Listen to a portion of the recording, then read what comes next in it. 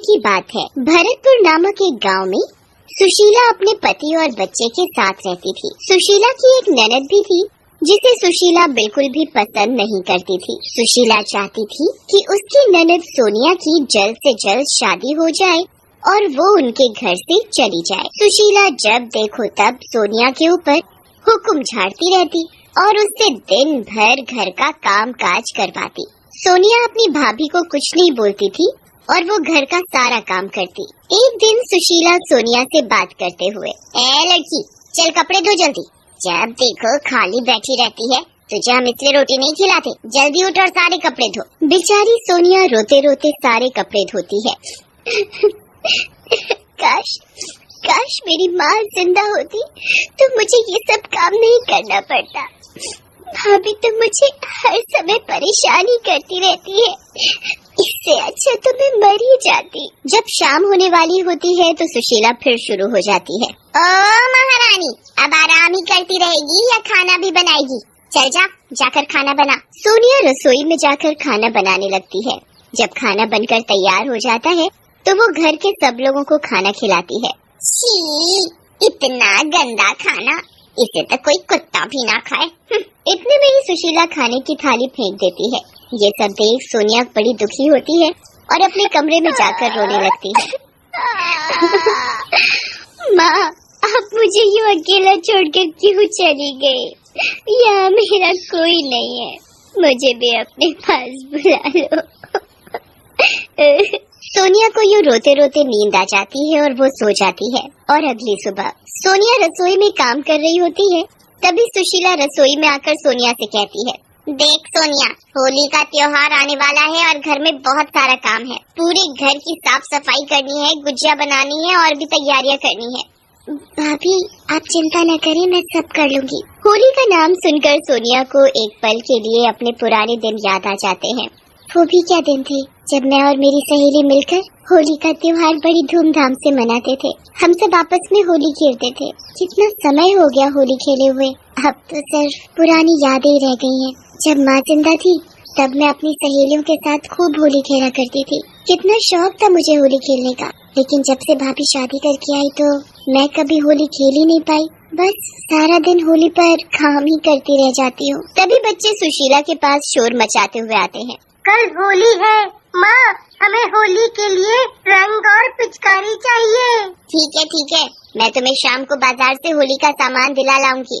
सोनिया भी बच्चों की बात सुनकर हिम्मत जुटाकर सुशीला से कहती है, भाभी, आप बच्चों के लिए रंग और पिचकारी लेने जाओगे तो मेरे लिए भी ला देना। तेरी उम्र है होली खेलने की, जा, घर में कितना काम पड़ा है, जा जाकर काम कर। सोनिया कुछ नहीं कहती है और चुपचाप अपने काम में लग जाती है और काम करते हुए वो रोती जा रही थी। कुछ देर में शाम होने वाली थी। सुशीला अपने कमरे में बैठी आराम से टीवी देख रही थी तो वो सोनिया को आवाज लगाती है, सोनिया, ओ सोनिया, कहाँ मर गई?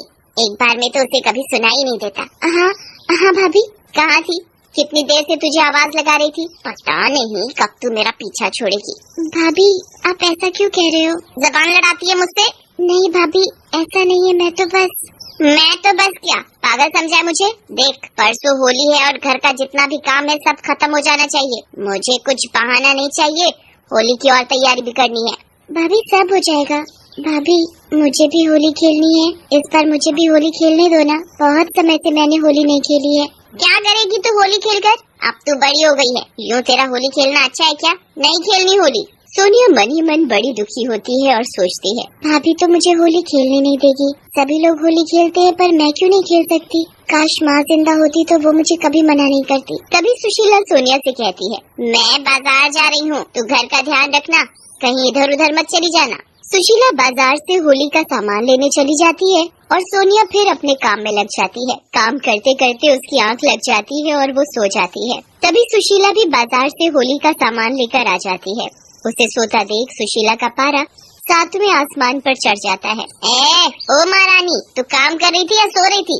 वो भाभी, पता ही नहीं चला कब आंख लग गई और मुझे नींद आ गई। सुशीला सोनिया को खूब खरी खोटी सुनाती है और अपने कमरे में चली जाती है। सोनिया अपनी भाभी के ताने सुन सुन कर तंग आ गई थी। रात भी बहुत हो चुकी थी। जब घर के सभी लोग सोए हुए थे तो सोनिया घर से निकल जाती है।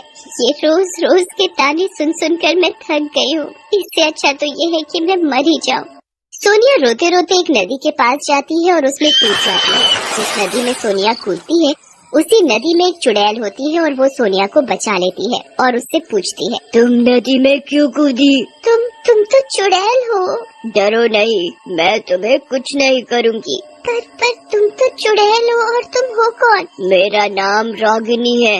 सब चुड़ैल एक जैसी नहीं होती। मुझे बताओ क्या बात है जो तुम अपनी जान देने चली थी? जब से मेरी भाभी आई है उसने मुझे कभी होली नहीं खेलने दी और वो मुझे बहुत परेशान करती है। फिर सोनिया चुड़ैल को सारी बात बताती है। होली होली तो मुझे भी बहुत पसंद है, पर जब से मैं चुड़ैल बनी हूँ ना, मैंने भी होली नहीं खेली। पर तुम चिंता मत करो, इस बार तुम होली जरूर खेलोगी। पर कैसे? वो तुम मुझ पर छोड़ दो। क्या तुम मुझे भी अपने साथ होली खिलाओगी? हाँ जरूर, और हम दोनों मिलकर होली खेलेंगे। पर तुम तो चुड़ैल हो। मैं अपना कोई भी रूप बदल सकती हूँ और किसी को पता भी नहीं चलेगा, और मैं तुम्हारे साथ तुम्हारे घर में ही रहूंगी। चलो अब तुम्हारे घर चलते हैं। सोनिया और चुड़ैल घर चले जाते हैं और घर जाकर दोनों चुपचाप सो जाते हैं। और अगली सुबह होली का दिन भी आ जाता है। सभी लोग अपने घरों में होली का जश्न बड़े धूमधाम से मना रहे थे। कोई पकवान बना रहा था तो कोई एक दूसरे को गुलाल लगा रहा था। सभी लोग एक दूसरे के साथ होली खेल रहे थे। तभी सुशीला भी सोनिया को आवाज लगाती है। अरे ओ सोनिया, अब सोती ही रहेगी? आज होली का त्योहार है और कितना काम पड़ा है। चल जल्दी उठ और काम कर। मैं नहाने जा रही हूँ। घर में पड़ोसी भी आने वाले होंगे होली खेलने के लिए। हाँ भाभी, अभी करती हूँ सारा काम। चुड़ैल ये सब देख रही होती है तो उसे बड़ा गुस्सा आता है। सुशीला नहाने चली जाती है तो चुड़ैल अपने जादू से घर का सारा काम चुटकियों में कर देती है। ये देखकर सोनिया हैरान होती है और खुश भी। सोनिया चुड़ैल का धन्यवाद करती है। इतने में ही सुशीला नहा कर आती है तो देखती है कि घर का सारा काम हुआ पड़ा है। वो घर का सारा काम हुआ देख हैरान होती है। तूने इतनी जल्दी सारा काम कर लिया कैसे? कोई भूत प्रेत करके गया है क्या? नहीं भाभी, मैंने ही घर का सारा काम किया है। सुशीला को तो जैसे विश्वास ही नहीं हो रहा था कि सोनिया ने इतनी जल्दी कैसे कर दिया। तभी सोनिया सुशीला से कहती है, भाभी मैंने काम भी कर दिया, मैं होली खेलने जाऊँ? नहीं, मैंने मना किया है ना, तुझे होली नहीं खेलनी। देख अभी घर में मेहमान आते ही होंगे। सोनिया सुशीला की बात सुनकर उदास हो जाती है। सोनिया तुम उदास मत हो, तुम होली जरूर खेलोगी। इतने में सुशीला के घर पड़ोसी और रिश्तेदार होली खेलने आ जाते हैं और वो सब एक दूसरे को रंग लगाते हैं। जैसे ही सुशीला पड़ोसियों के गुलाल और रंग लगाने आती है तो चुड़ैल अपने जादू से सुशीला को गिरा देती है, जिसकी वजह से उसका पैर टूट जाता है। हाय रे, मेरा पैर, मर गई रे, इसे भी आज के दिन टूटना था। अब मैं होली कैसे खेलूंगी? तभी सोनिया सुशीला के लिए हल्दी वाला दूध लेकर आती है और उसके पैर की मालिश करती है। सोनिया सुशीला की सेवा में कोई कसर नहीं छोड़ती और ये सब देखकर सुशीला रोने लगती है। मैंने तेरे साथ कितना गलत किया, फिर भी तू मेरी सेवा कर रही है।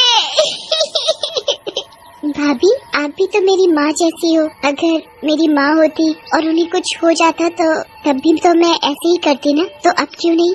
तभी सुशीला का पति और उसके घर आए सभी पड़ोसी और रिश्तेदार सुशीला से कहते हैं, देखा सुशीला, तुमने तो कभी सोनिया की कदर ही नहीं की और इसने तुम्हें हमेशा अपनी माँ जैसा समझा। मैं अपने किए पर शर्मिंदा हूँ, मुझे माफ कर दे सोनिया। नहीं भाभी आप ऐसा मत बोलो, आप तो मेरी माँ जैसी हो। तभी सुशीला सोनिया से कहती है, सोनिया तुझे होली खेलना पसंद है ना? जाकर खेल ले होली। नहीं भाभी मुझे नहीं खेलनी होली, वैसे भी आपकी तबीयत ठीक नहीं है। मैं कह रही हूँ ना, जा खेल ले होली। सोनिया खुश हो जाती है और वो अपनी भाभी से कहती है कि मेरे साथ और कोई भी है, वो भी मेरे साथ होली खेलेगी। तभी चुड़ैल सबके सामने आती है तो सभी लोग चुड़ैल को देखकर डर जाते हैं। चुड़ैल, ये तो चुड़ैल है। डरो मत, मैं तुम्हें कुछ नहीं करूँगी। तभी सोनिया चुड़ैल के बारे में सभी लोगों को बताती है। इसे भी होली खेलना अच्छा लगता है, ये भी हमारे साथ होली खेलेगी। हाँ हाँ क्यों नहीं, ये भी हमारे साथ होली खेलेगी। फिर चुड़ैल और सोनिया सभी लोगों के साथ जमकर होली खेलते हैं